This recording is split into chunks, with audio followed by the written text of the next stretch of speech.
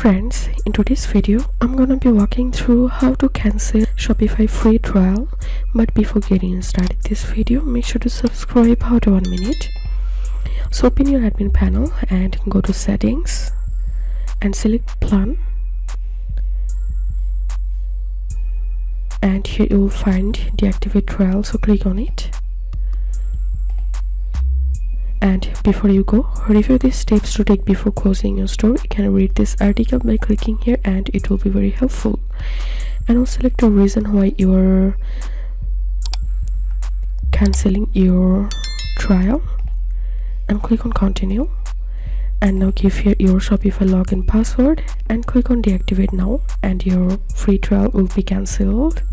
If you think to see more Shopify videos, please check the links in descriptions. If this video helped you, give a thumbs up and please consider subscribe. How to 1 minute. Thank you for watching.